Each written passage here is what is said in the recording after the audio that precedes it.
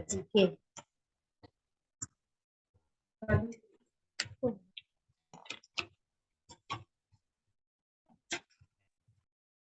चलो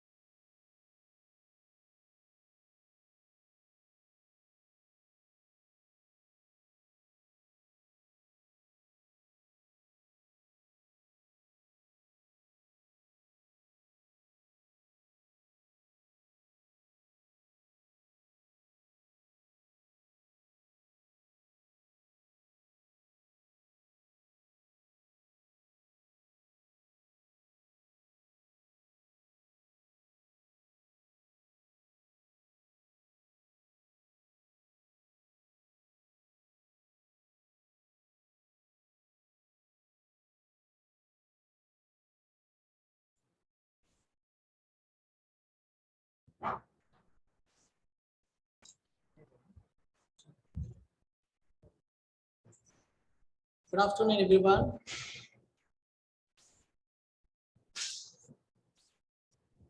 Good afternoon, everyone. If you are hearing me, please write something in chat box.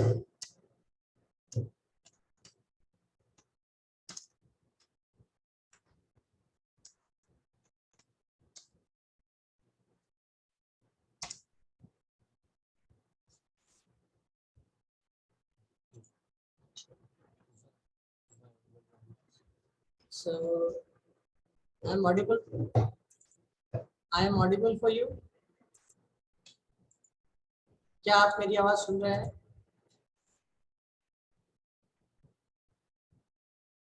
If you are hearing me, please write yes. Okay, thank you. So, once again, good afternoon, everyone. So today's my topic is environmental education for peace. पर्यावरण शिक्षा.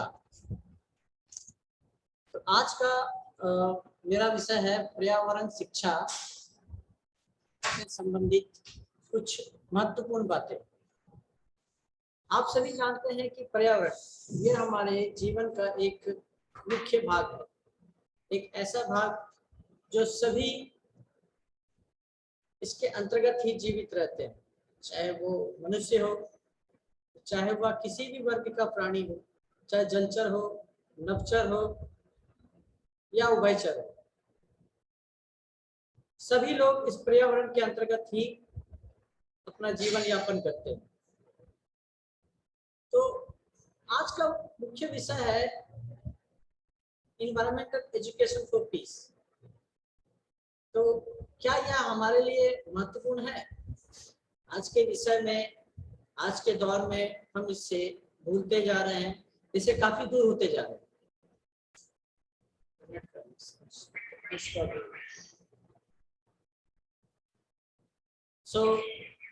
आज हम इसके विषय में जानेंगे कि पर्यावरण का महत्व क्या है,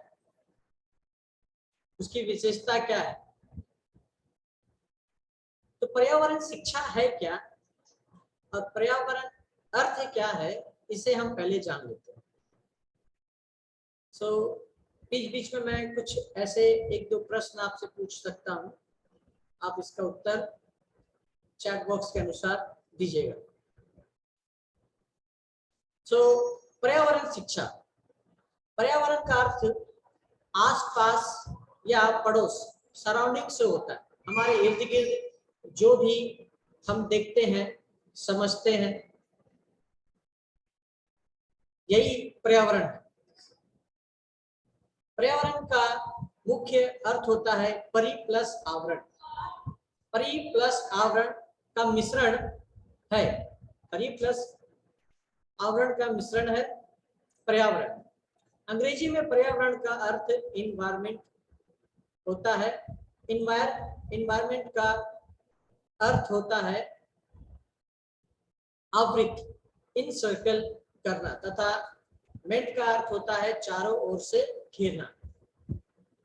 तो हम पर्यावरण से चारों ओर से ही घिरे हैं।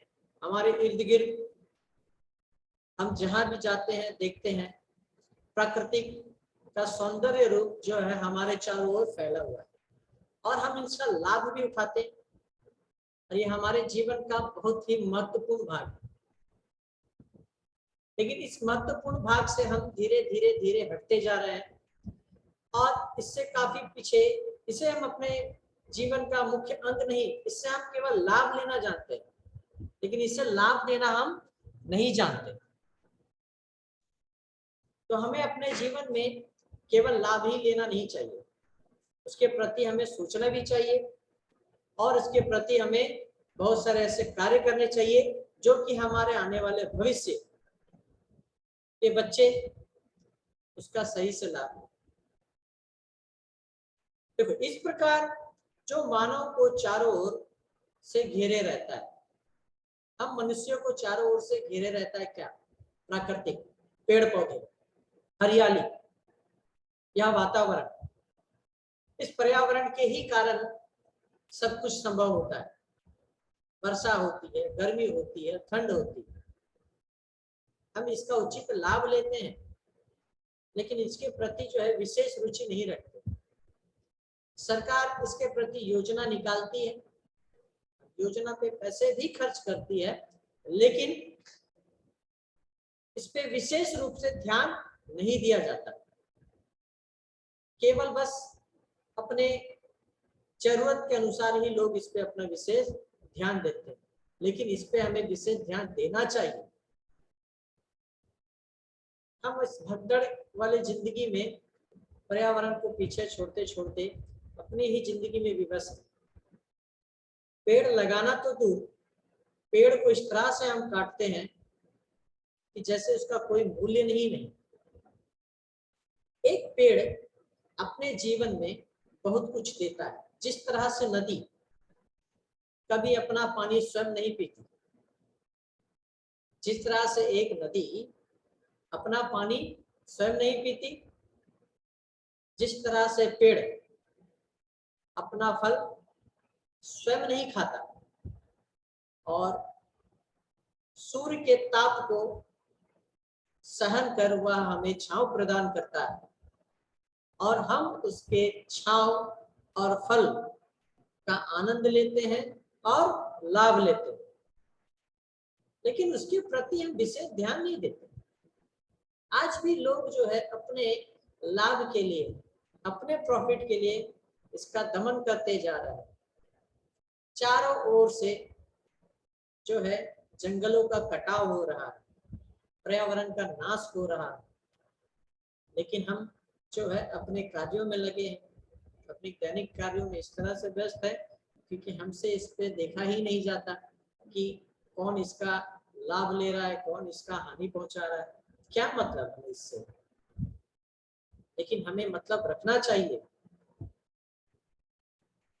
अगर पेड़ पौधे हैं तो जीवन है, पेड़ पौधे नहीं तो जीवन नहीं। हम तो केवल अपने लाभ के लिए ही जीते। क्या हम कभी सोचते हैं इस पक्षियों का क्या होता होगा? ये पक्षी जो अपना आश्रय इस पेड़ पौधे में बनाते हैं, ये पक्षी पेड़ के सहारे अपना जीवन यापन करते हैं। उनका तो कोई ठिकाना नहीं होता, या अपना घोंसला भी पेड़ों में ही बनाते हैं। लेकिन हम जो है अपने इस विचार से कभी भी सहमत नहीं होते कि हम जो उनका घोंसला तोड़ देते हैं, पेड़ काट देते हैं, उनके विषय में सोचते ही नहीं। मानव चारों ओर से पेड़ों से घिरा हुआ है तथा उसके प्रत्यक्ष तथा अप्रत्यक्ष रूप से विभिन्न प्रकार से प्रभावित करता है। उसे ही पर्यावरण कहते हैं। पर्यावरण शिक्षा का अर्थ ऐसी शिक्षा जो पर्यावरण के माध्यम से पर्यावरण के बारे में और पर्यावरण के लिए होती है। यूनेस्को के द्वारा, यूनेस्को के मत अनुसार सन 1970 कार्य समिति के मत अनुसार पर्यावरण शिक्षा वह शिक्षा है जिसके अंतर्गत मनुष्य तथा उसके पर्यावरण में संस्कृत तथा भौतिक जैविक के पारस्परिक संबंध का निर्भरता को समझाने तथा समझने का प्रयास किया जाता है। पर्यावरण शिक्षा व्यक्ति को पर्यावरण से अनुकूल होना ही नहीं सिखलाती, बल्कि उसे पर्यावरण को अपने अनुकूल बदलने के लिए भी प्रशिक्षित करती है तथा हमें बहुत कुछ सिखलाती है। पहले के समय में लोग इसके विषय में विशेष रुचि रखते थे, इसका महत्व जानते थे। एक पेड़ तो अगर हम लगाते हैं तो वह कई वर्षों तक हमें फल और छांव प्रदान करती है, हमारे लिए ऑक्सीजन प्रदान करती है और हमारे द्वारा छोड़े गए कार्बन डाइऑक्साइड को वह ग्रहण कर हमें प्रदूषण से बचाती है। मानव द्वारा फैलाया गया जो प्रदूषण होता है वह अपने में ग्रहण करके उसे शुद्ध वायु के रूप में हमें ऑक्सीजन के तौर पे देती है, हमें जीवन प्रदान करती है। लेकिन हम इसके विषय में जरा भी नहीं सोचते। पर्यावरण शिक्षा की प्रमुख परिभाषा क्या है? पर्यावरण शिक्षा की प्रमुख परिभाषा आवश्यकता एवं महत्व।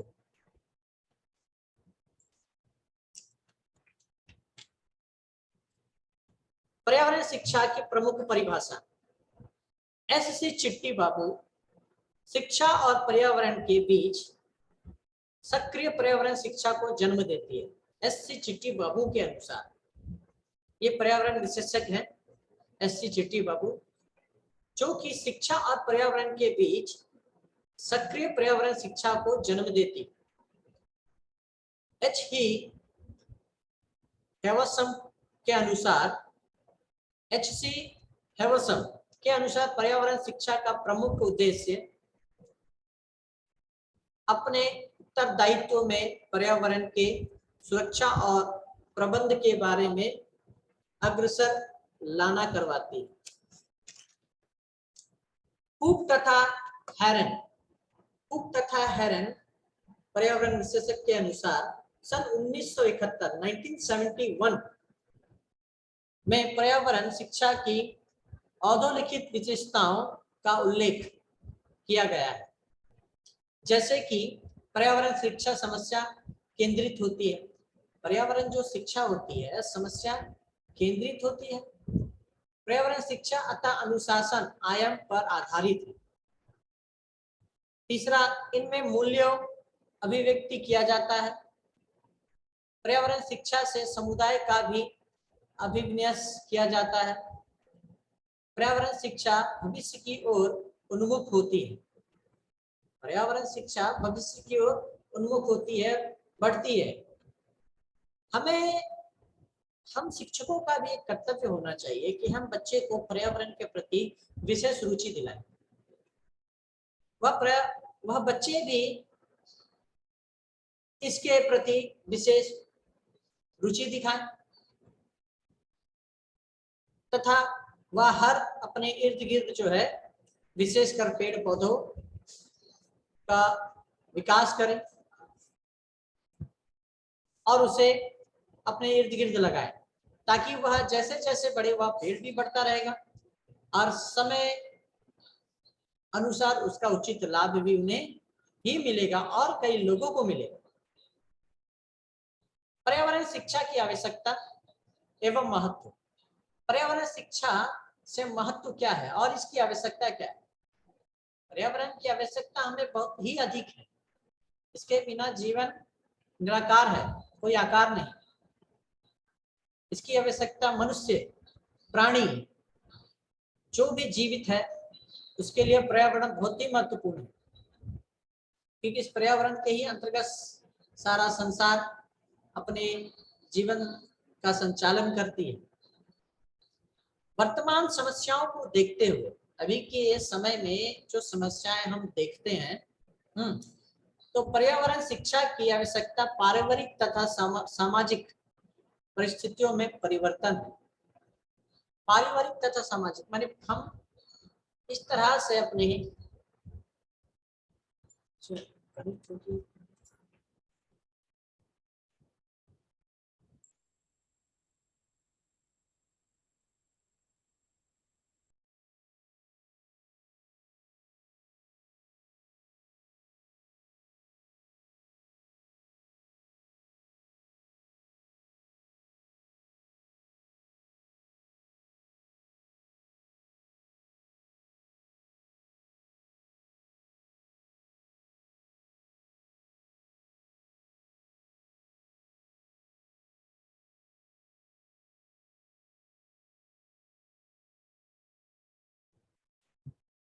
माफ कीजिएगा, कुछ तकनीकी के कारण हम थोड़ा व्यस्त थे। हम कंटिन्यू करते हैं, लगातार हम अपने विषय में रहते हैं। तो हाँ, हम किस विषय में मैं बात कर रहा था आपसे? पर्यावरण शिक्षा की आवश्यकता क्या है और महत्व। आवश्यकता हमारे जीवन में इसकी बहुत है।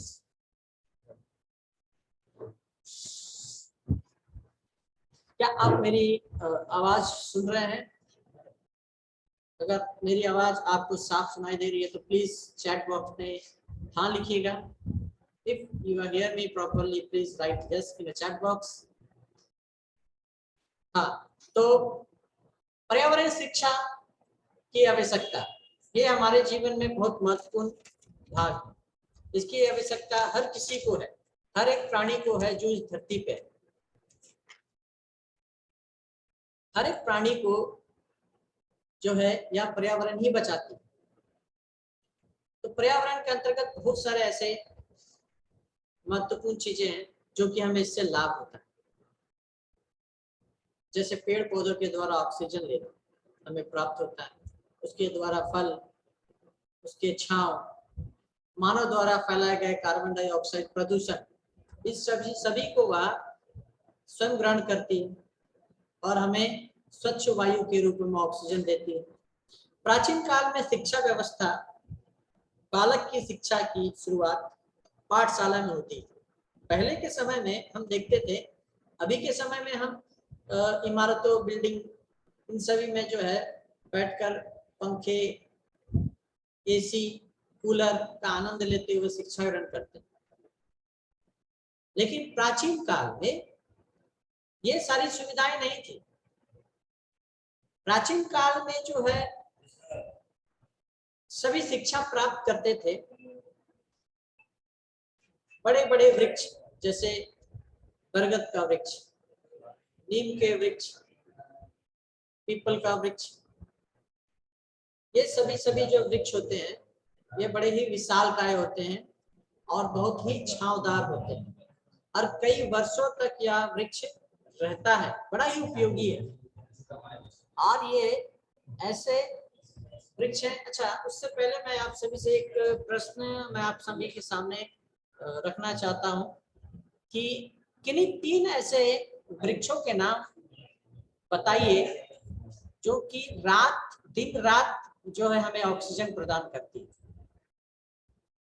अगर आप मेरी बात सुन रहे हैं तो उसका उत्तर चैट बॉक्स में लिखिए। ऐसे 3 वृक्षों का नाम बताइए जो दिन रात हमें ऑक्सीजन प्रदान करती है। इसका उत्तर आप चैट बॉक्स में लिख सकते हैं। यह पर्यावरण से ही संबंधित है, महत्वपूर्ण है। चलिए हम कंटिन्यू करते हैं। देखिए, पर्यावरण शिक्षा से महत्व, इसकी बहुत ही महत्व है। बैनियन ट्री, यस ललिता किरण, बैनियन ट्री बहुत सही। बीना जी एकदम सही। तुलसी, एलोवेरा एकदम सही जवाब है मैम। पीपल, ललित किरण बहुत ही सही। और भी आप जो है अपना उत्तर तुरंत दे सकते हैं। बहुत बहुत धन्यवाद। आप मेरी बातों को जो ध्यान से सुन रहे हैं और इसका उत्तर देते हुए आप मेरा मनोबल बढ़ा रहे हैं। बहुत बहुत धन्यवाद। हम पर्यावरण शिक्षा, तुलसी, ओके, थैंक यू। आपके उत्तर देने के लिए बहुत बहुत धन्यवाद। इसी तरह जुड़े रहें और मेरी बातों को ध्यान से सुनते रहें। उनके देखिए उनके संस्कारों का विकास एवं मानसिक विकास समाज के उचित एवं अनुचित भागों से होती है। पहले के समय में क्या होता था, हम वृक्षों के नीचे बैठकर जो है उनके छांव में शिक्षा ग्रहण करते थे और शिक्षा ग्रहण बड़ा ही आनंदित होता था। प्राकृतिक का सौंदर्य, वातावरण, शुद्ध हवा और छावदार पेड़ का आनंद लेते हुए हम आश्रम, घर से दूर जो आश्रम होता था, ऋषि मुनि इस पेड़ के नीचे बैठते थे और सभी छात्र जो है बड़े ही चाव से आनंद लेते हुए पर्यावरण का शिक्षा ग्रहण करते थे। तो उस समय का महत्व ही अलग था। आज के समय में हम इससे वंचित हैं, दूर हैं। हम जो है 4 दीवारों में बंद बिजली की सहायता से हवा प्राप्त करते हैं, जो पंखे के द्वारा, और उससे भी ज्यादा एसी के द्वारा, कूलर के द्वारा। तो हम प्राकृतिक पर्यावरण से दूर हैं। प्राकृतिक की जो शुद्ध हवा है उससे हम वंचित हैं। तो यह हमारे लिए बहुत ही महत्वपूर्ण है कि हम पर्यावरण का लाभ उठाएं और प्रदूषण को कम करें।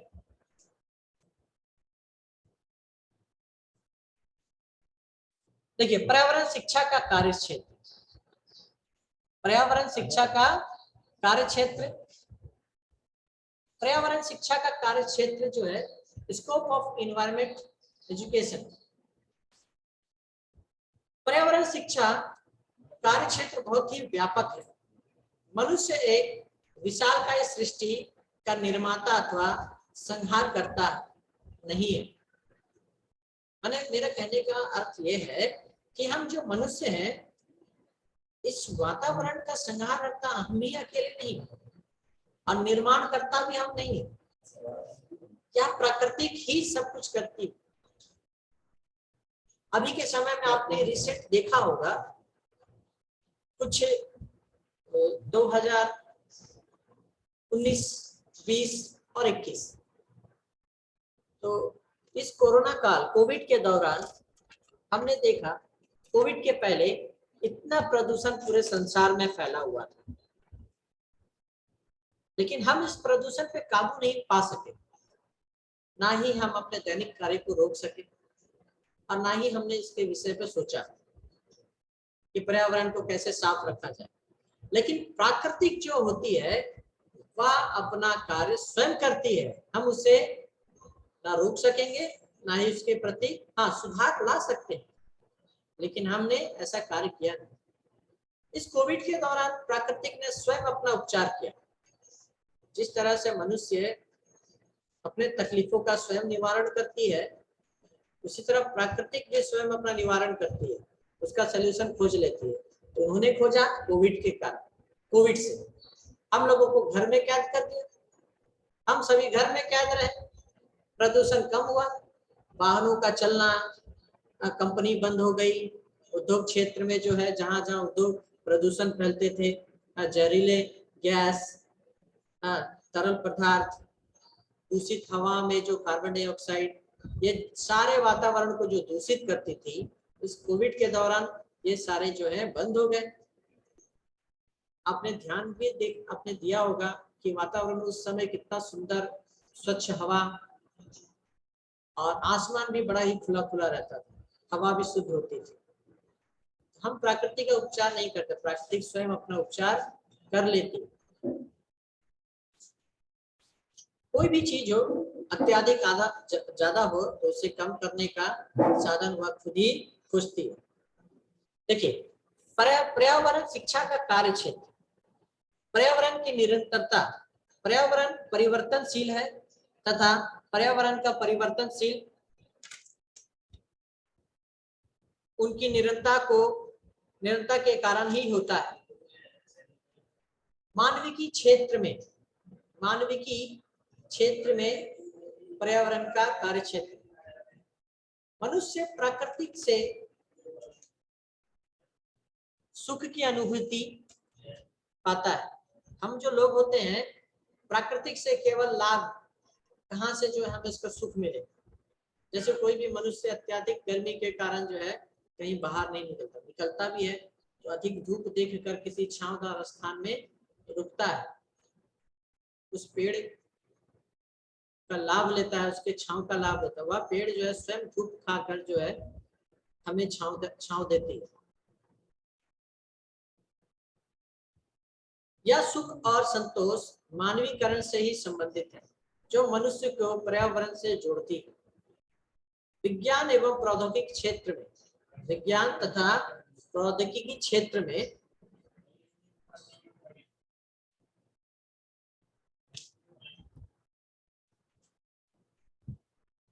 कला एवं संगीत के क्षेत्र में, विज्ञान एवं प्रौद्योगिकी के क्षेत्र में, विज्ञान आजकल हम तरह तरह का जो है खोज कर रहे हैं और उस खोज में जो हम तरह तरह का जो है इस तरह से विकास कर रहे हैं, लेकिन पर्यावरण को छोड़ते हुए, पर्यावरण के हित के नहीं, अहित के लिए हमने बहुत सारे कार्य किए। ऐसे भी होते हैं मनुष्य अपने लाभ के कारण जंगलों का इस तरह से कटाव करता है, कुछ पैसे कुछ धन के लिए इस तरह से कटाव करता है कि जंगल में रहने वाले जीव जंतु जो है वह शहर की ओर भाग रहे हैं, उनका रहने का क्षेत्र समाप्त हो रहा है। भूमि मनुष्य को रहने के लिए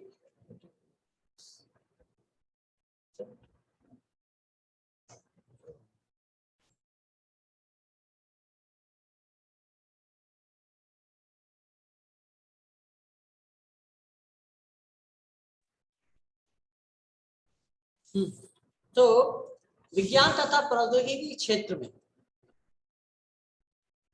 विज्ञान अभी के समय जो है बहुत ही परिवर्तन ला रहा है। जैसे कि तरह तरह की खोज करना, रिसर्च करना, ऐसे रिसर्च डिस्कवर जो उन्होंने किया जो कि बहुत ही महत्वपूर्ण है मानव कल्याण के लिए और उनके भविष्य के लिए। लेकिन पर्यावरण को किस तरह से बढ़ाया जाए, किस तरह से उसके कार्य क्षेत्र को बढ़ाया जाए, इस पे जो है विशेष ध्यान नहीं दिया जाता। इस पे विशेष ध्यान देना चाहिए।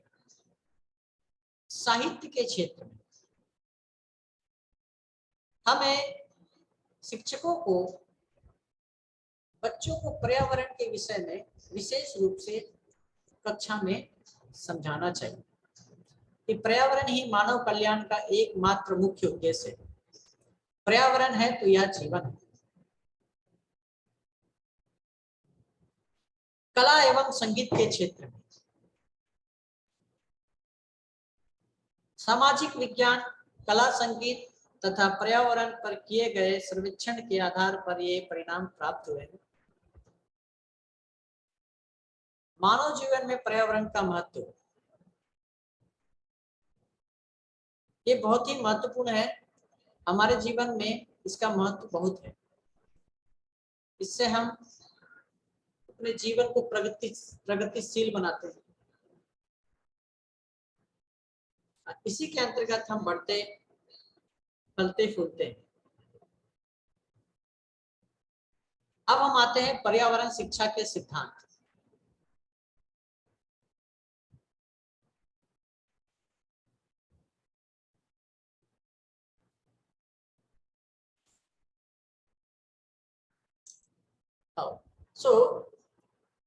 पर्यावरण संरक्षण कैसे करें, अगला जो हमारा पॉइंट है, पर्यावरण संरक्षण कैसे करें, माने पर्यावरण का बचाव कैसे करें। पर्यावरण का बचाव हम निम्नलिखित उपायों से कर सकते हैं। कम से कम हम पेड़ का कटाव करें, जंगलों का कटाव कम करके जहां पर ऐसे स्थान है, खुले स्थान, वहां पर अधिक से अधिक पेड़ पौधे लगाएं तथा स्कूलों, कॉलेजों तथा सभा, मीटिंग, इन सभी एड के माध्यम से, विज्ञापन के माध्यम से पर्यावरण के प्रति सभी लोगों में जागरूकता फैलाएं कि पर्यावरण का संरक्षण हमें करना है। पर्यावरण है तो ही जीवन है, तो उसके लिए विशेषकर हमें इसे उचित स्थान पर लगाना चाहिए और इसका संरक्षण करना चाहिए। इसे हर एक स्थान पे, अगर हर मनुष्य भारत में आज के समय में अगर आप देखें तो भारत की जनगणना के अनुसार 135 करोड़ जनसंख्या मानी जाती है। तो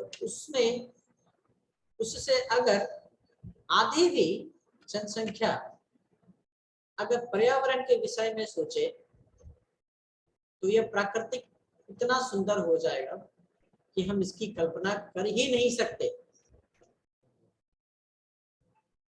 हम मनुष्य ही इसका निवारण कर सकते हैं। हम किसी पे क्यों भरोसा करें? अगर हम ही इस पे स्वयं ध्यान दें, इसका संरक्षण स्वयं करें, आसपास हो रहे पेड़ के कटाव,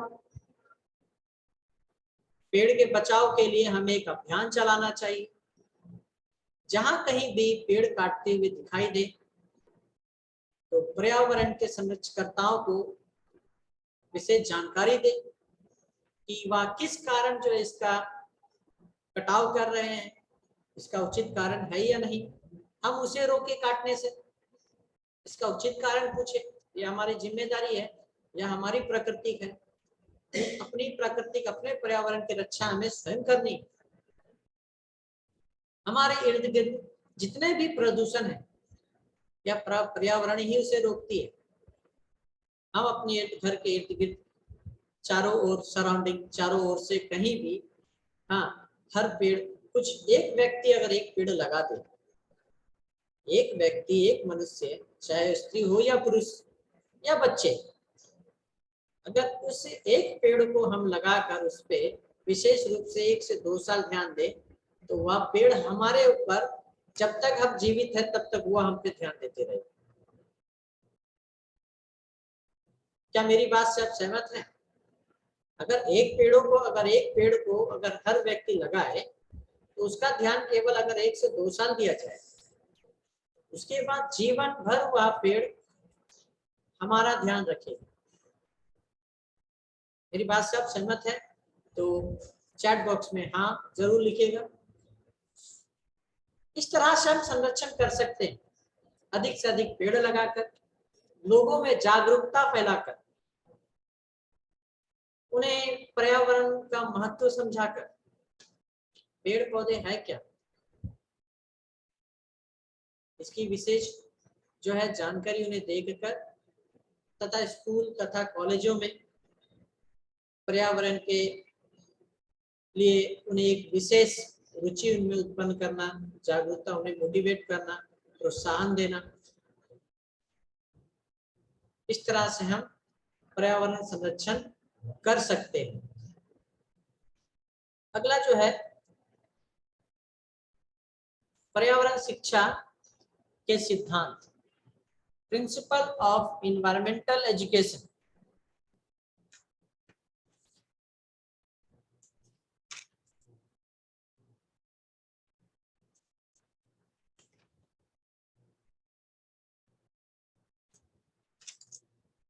पर्यावरण शिक्षा के सिद्धांत निम्नलिखित है। सामूहिक साधनों का उपयोग, सामुदायिक साधनों का उपयोग। दूसरा है कार्यों एवं प्रयासों द्वारा सीखना। पहला है सामुदायिक माने ग्रुप। समुदाय कहने का अर्थ ये हुआ कि सभी लोग एक संगठन बनाए और एक अपना सिद्धांत बनाए कि हम पर्यावरण के विषय में कितने जागरूक हैं। कार्य एवं प्रयासों द्वारा सीखना,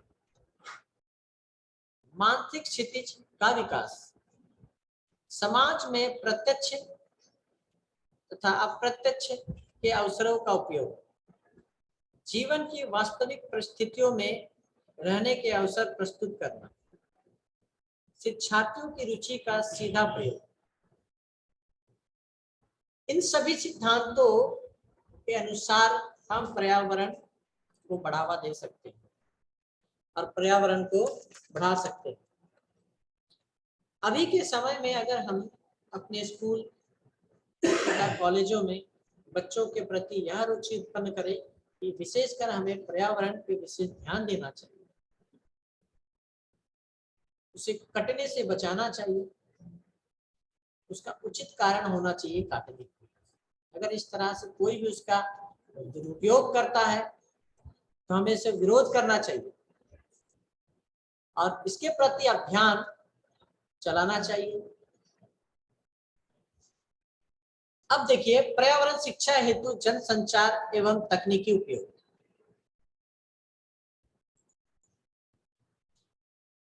पर्यावरण शिक्षा हेतु जनसंचार एवं तकनीकी उपयोग जो कि निम्नलिखित है। Mass communication technology and use for environmental education. यह वैज्ञानिक दृष्टिकोण उत्पन्न करती है ताकि सही दिशा में चिंतन किया जा सके। इसका पहला मुख्य एक टॉपिक है कि यह वैज्ञानिक दृष्टिकोण उत्पन्न करती है ताकि सही दिशा में चिंतन किया जा सके। छात्र पर्यावरण के प्रति संवेदनशील होते हैं, वह प्रकृति को एक रहस्य को समझते हैं। बच्चे किस तरह के होते हैं? बच्चे